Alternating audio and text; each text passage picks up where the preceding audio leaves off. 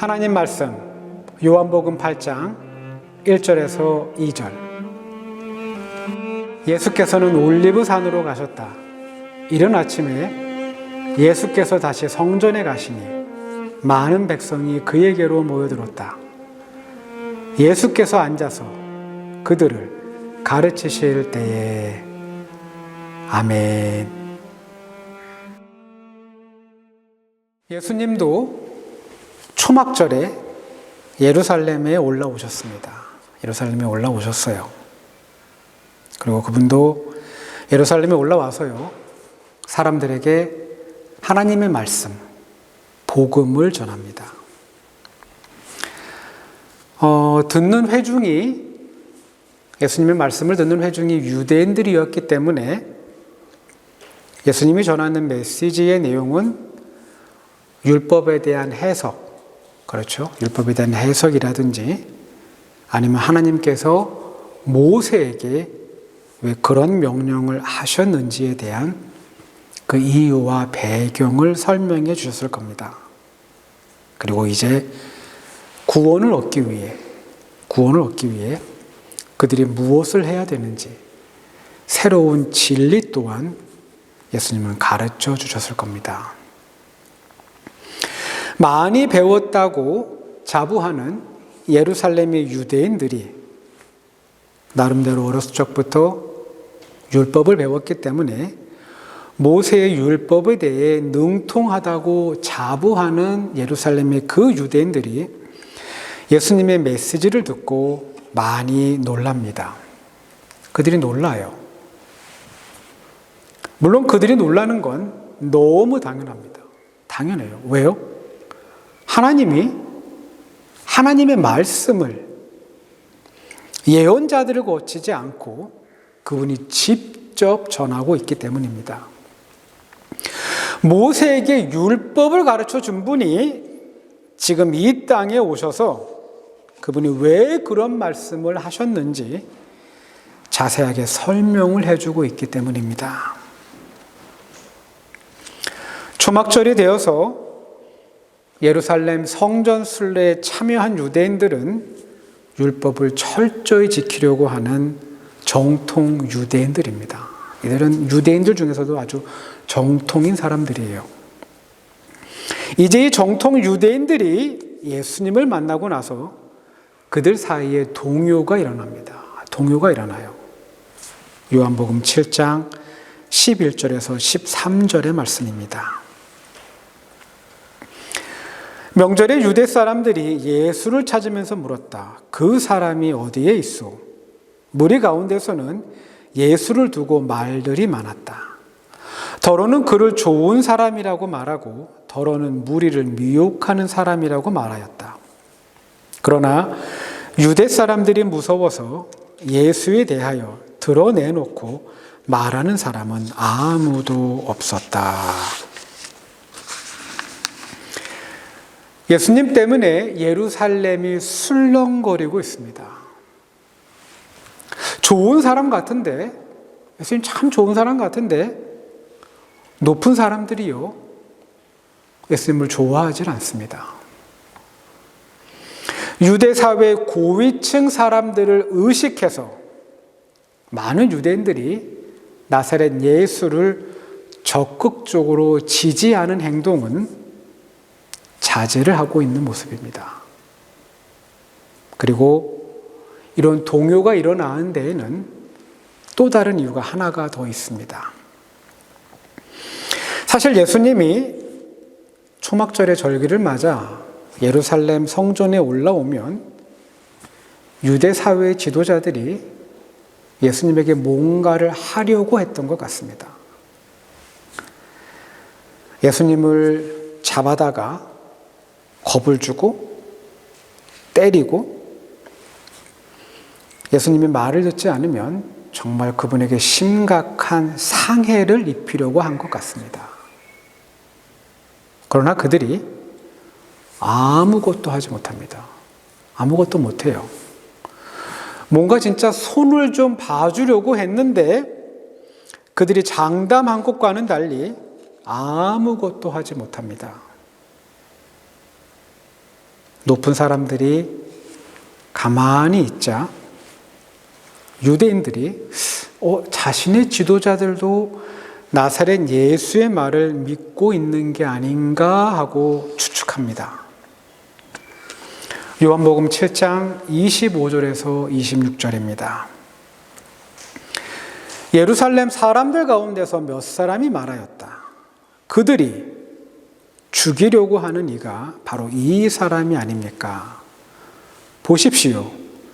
그가 드러내놓고 말하는데도 사람들이 그에게 아무 말도 못합니다. 지도자들은 정말로 이 사람을 그리스도로 알고 있는 것입니까? 그리고 시간이 갈수록 동요가 심해집니다. 처음에 유대 사회의 고위층들은요, 예수님에 대해서 가볍게 생각했을 겁니다. 왜요? 율법은 당연히 배운 적이 없기 때문에, 학교를 다녀본 적이 없기 때문에 굉장히 무식하다고 생각했을 거고, 단지 몇 개의 기적과 사람들의 병을 고치는 신비한 능력 정도를 갖고 있는 시골 출신의 예언자 정도로 생각했을 겁니다. 그리고요, 이스라엘 역사 속에서 이런 분류의 예언자들은 이미 많이 나타가 많이 등장했다가 사라진 적이 많이 있었습니다. 근데요, 대수롭게 여기지 않았던, 그리고 굉장히 우습게 봤던 나사렛 예수라는 사람이 처음에 생각한 것과는 많이 다릅니다. 많이 달라요. 그리고 이제 동요하던 이스라엘 사람들 안에서 분열이 일어납니다. 분열이 일어나요. 요한복음 37장에서 43절입니다. 명절의 가장 중요한 날인 마지막 날에 예수께서 일어서서 큰 소리로 말씀하셨다. 목마른 사람은 다 나에게로 와서 마셔라. 이 말씀을 들은 무리 가운데는 이 사람은 정말로 그 예언자이다 하고 말하는 사람들도 있고, 이 사람은 그리스도이다 하고 말하는 사람들도 있었다. 무리 가운데 예수 때문에 분열이 일어났다. 초막절의 마지막 날입니다. 마지막 날. 드디어 유대인들 사이에 있었던 동요가 갈등으로 번지고요, 이제 심각한 분열의 모습으로 나타납니다. 유대 사회 고위층 인사들을 추종하는 사람들이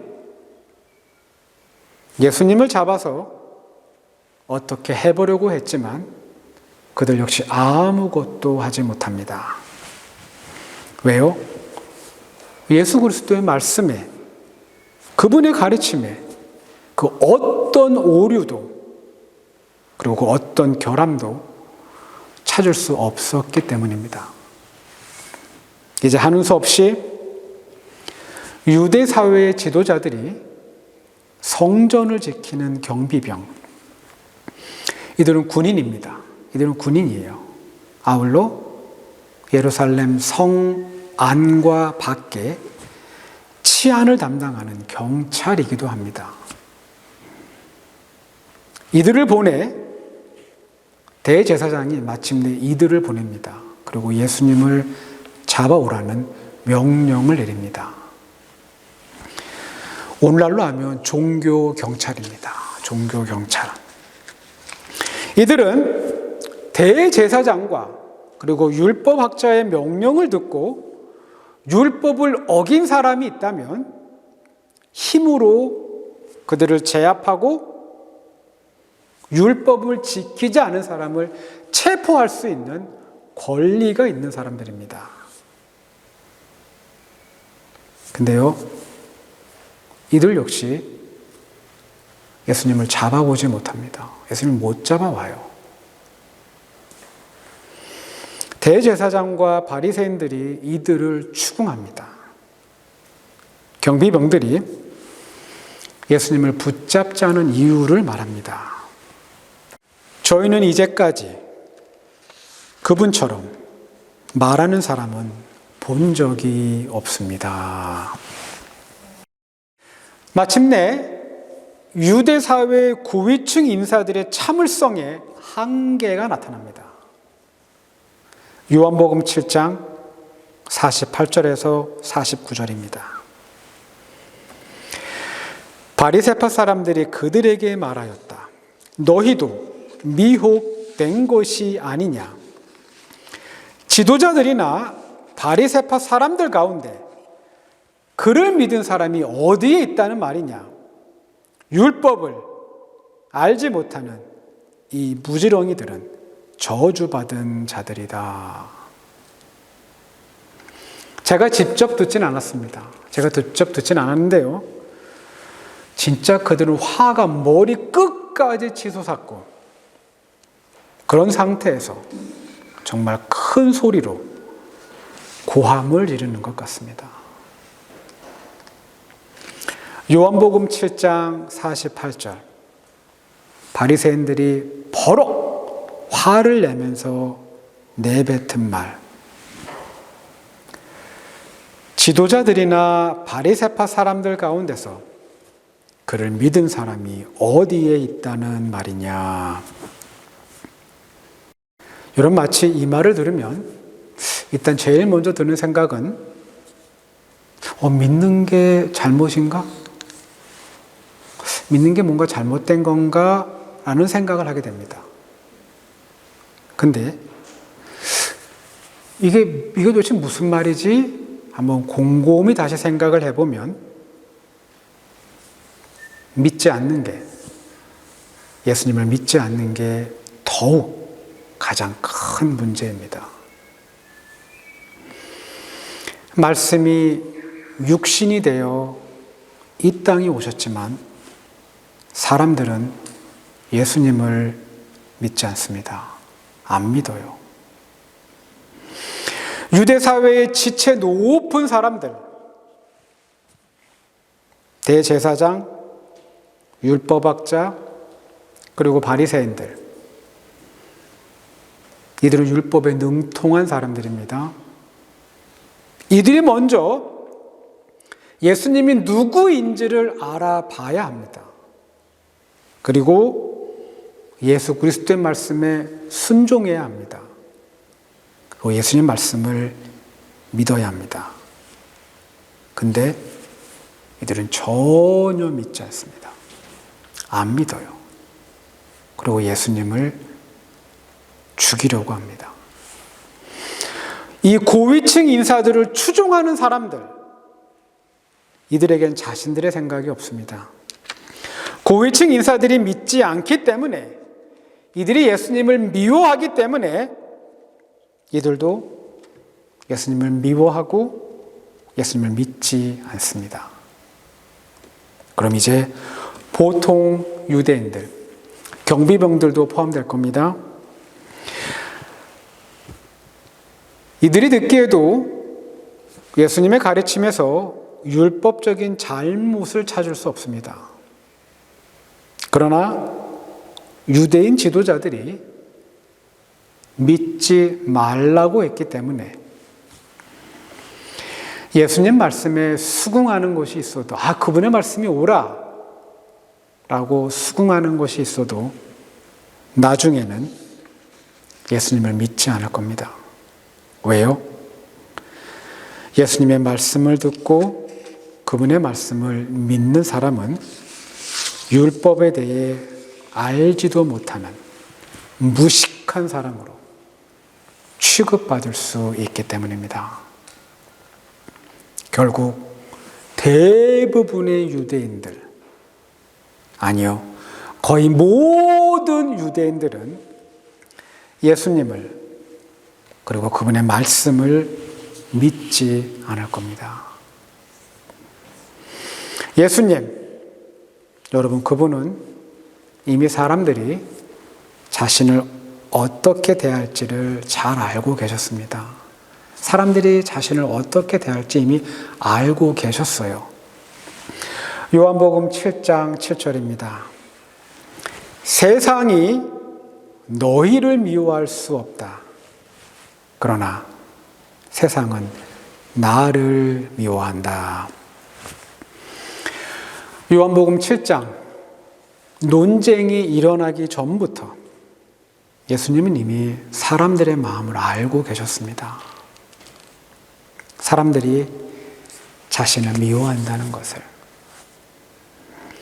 예수님이 아무리 율법적으로 맞는 이야기를 해도 그들이 전혀 듣지도 않고 믿지 않을 것을 예수님은 이미 잘 알고 계셨습니다. 여러분, 우리의 삶은 특별함보다는 지루함으로 채워져 있습니다. 우리 삶에 그렇게 특별한 건 없습니다. 지루함으로 채워져 있어요. 그 이유는 새로운 일보다는 반복되는 일이 우리의 일상이기 때문입니다. 그러므로 지혜자였던 솔로몬은 전도서 1장 9절에서 다음과 같은 말을 했습니다. 이미 있던 것이 훗날에 다시 있을 것이며 이미 일어났던 일이 훗날에 다시 일어날 것이다. 이 세상에 새 것이란 없다. 솔로몬의 통찰처럼 해 아래 새로운 것은 없습니다. 새로운 거 없어요. 비슷하고 동일한 일이 시간의 차이를 두고 반복이 될 뿐입니다. 만약 우리가 하는 일이요, 이렇게 지루하고 거기다가 더 나아가서 사람들에게 비난과 미움을 받는 일이라면 우리가 그 일을 계속하기란 쉽지 않습니다. 정말 쉽지 않습니다. 우린 그런 일을요, 그만두고, 즉 포기하고 다른 일을 찾아야 합니다. 다른 일을 찾아야 해요. 요한복음 8장, 그 시작은 다음과 같습니다. 예수께서는 올리브산으로 올라가셨다. 이른 아침에 예수께서 다시 성전에 가시니 많은 백성이 그에게로 모여들었다. 예수께서 앉아서 그들을 가르치실 때에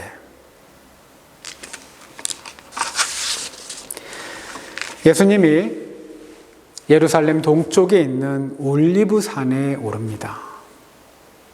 그리고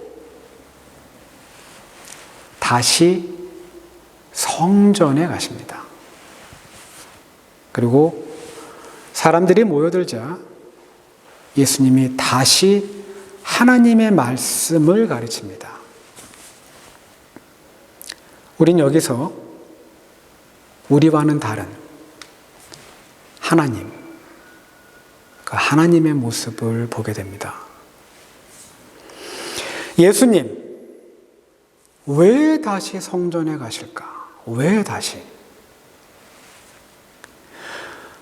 올리브산에 가만히 계시다가 자신을 미워하는 사람들을 피해서, 자신에게 심각한 해를 입히려는 사람들을 피해서, 자신을 별로 좋아하지 않는 그 사람들을 피해서 그냥 조용히 갈릴리로 돌아가시면 되는데 왜 굳이 다시 성전에 가실까? 이미 초막절은 끝났습니다. 초막절은 끝났어요. 예수님은 이제 더 이상 예루살렘에 계실 필요가 없습니다. 성전에 가도 기다리는 사람 없습니다. 그렇다고 그분을 반겨주는 사람, 그런 사람 없습니다. 온통 트집을 잡기 위해 모여드는 사람들만 있을 뿐입니다. 그러나 예수님 다시 성전에 갑니다.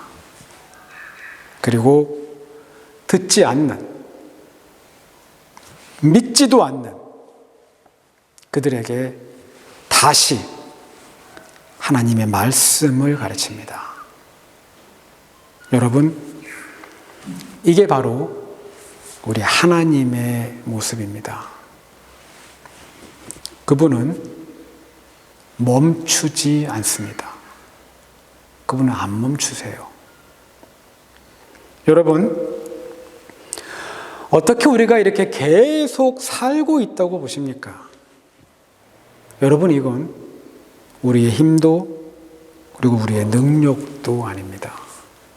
이건 바로 하나님의 은혜입니다. 하나님의 은혜예요. 그분이 계속 우리를 돌보고 있고, 그분이 계속 멈추지 않고 우리를 사랑하고 있기 때문에 우리가 이렇게 계속 살고 있는 겁니다. 우리가 아무리 악하고 더러워도, 많은 죄를 지으며 살아도 이렇게 살아있는 건 그 하나님의 사랑이 멈추지 않기 때문입니다. 그분의 사랑은 항상 다시 이어지고 계속 끊어지지 않기 때문에 여러분과 제가 이렇게 살아있는 겁니다. 우리의 삶이 거짓과 위선, 그리고 욕심과 욕망으로 채워져 있어도, 정말 자기만 생각하는 악한 이기심으로 꽉 차 있어도, 이런 우리가 여전히 살아있는 건 하나님의 사랑이, 그리고 우리를 향한 그분의 돌봄이 언제나 멈추지 않기 때문입니다. 한없는, 그리고 끝없는 그분의 사랑이, 그리고 그분의 은혜가 우리와 함께 합니다. 우리가 아무리 부족하고 우리가 정말 많은 죄를 지었어도 그분의 사랑은, 그리고 그분의 용서는 언제나 다시 계속됩니다. 우리가 복을 받는 건 우리가 잘나서가 아닙니다. 바로 하나님의 은혜입니다. 흔들리지 않고 한결같은 하나님의 그 사랑에 감격하고, 나의 부족함과는 상관없이, 나의 부족함과는 전혀 상관없이 내 삶 속에 하나님의 은혜가 항상 있다는 것을 믿고 감사하면서 하루하루를 사는 우리 모두가 되기를 소망합니다. 기도합니다.